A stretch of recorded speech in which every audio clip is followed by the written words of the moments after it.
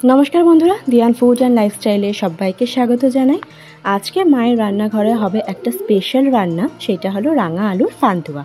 रांगा आलू दिए किन्तु आमी अनेक रेसिपि आमार चैनेले शेयर करेछि, जेमन रांगा आलुर हालुया, रांगा आलुर खीर, रांगा आलुर रसपड़ा। तो आज के रांगा आलुर पान्তুয়াটাও किन्तु एकटु अन्यरकम, कारण रेसिपिटा आमार ठाम्मार काछ थेके आमार मा शिखेছে আর এখন আমি তোমাদের সাথে শেয়ার করছি।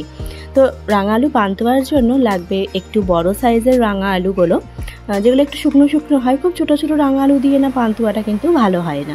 তো এবার এই রাঙা আলুগুলোকে কেটে প্রেসার কুকারে দুটো সিটি দিয়ে নিতে হবে।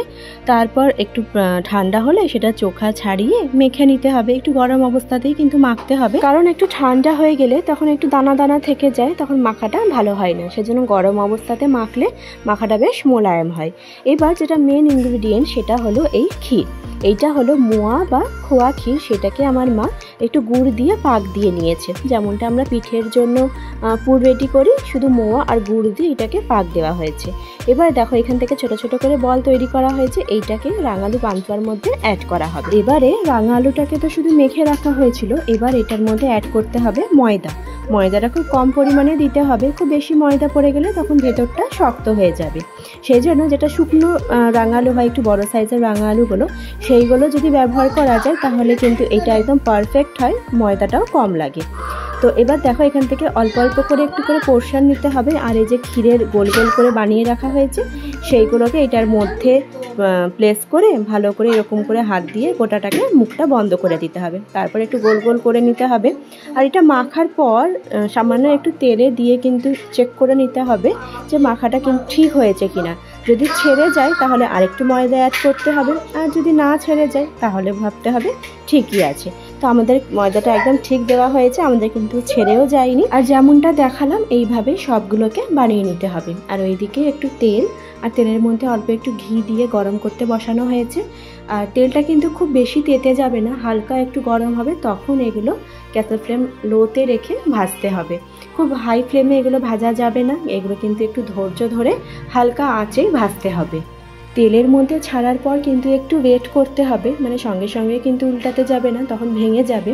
একটু যখন কালার আসবে তখন আস্তে আস্তে উল্টে পাল্টে সব দিক লাল করে ভেজে নিতে হবে। এসব রান্নাতে একটু সময় তো লাগেই, তবে খেতেও কিন্তু অতটাই টেস্টি হয়। আর দেখো এইদিকে কিন্তু চিনির শিরাটাও রেডি হয়ে গেছে। এটা কিন্তু শুধু চিনি দিয়ে শিরা করা হয়েছে। আমি লাস্ট যখন রাঙা আলুর রসবড়া দেখিয়েছিলাম তখন সেটা আমি গুড়ের শিরা দেখিয়েছিলাম, তবে এইটা শুধু চিনিরই শিরা আছে। 1 কাপ চিনি, 1.5 কাপ জল আর একটু এলাচ দিয়ে এই শিরাটা তৈরি করা হয়েছে। আর শিরাটা কিন্তু একটু পাতলাই হবে, মানে খুব ঘন হয়ে যাবে না, তাহলে এই পান্তুয়াগুলো ভালো রসটাকে সোক করতে পারে। আর পান্তুয়াগুলোর একটা জিনিস বুঝতে হবে, এই যখন ভাজা হয়ে আসবে তখন তেলের ওপরে কিন্তু ভেসে উঠবে, তখন বুঝতে হবে পান্তুয়াগুলো একদম পারফেক্টলি ভাজা হয়ে গেছে। তখন ব্যাস গরম গরম তুলে রসের মধ্যে সোক করে দিতে হবে। রসটাও হালকা একটু গরম থাকতে হবে। তো দেখো আমাদের কিন্তু সবকটা পান্তুয়া ভাজাও হয়ে গেছে আর রসের মধ্যেও সোক করে রাখা হয়েছে। আধ ঘন্টা রাখলেই ভালোভাবে রসটা অ্যাবজর্ব করে নেয়। আর ভেতরটাও কতটা নরম সেটা এখনই তোমরা দেখতে পাবে। এইভাবে পান্তুয়া কিন্তু একবার হলেও অবশ্য করেই ট্রাই করবে।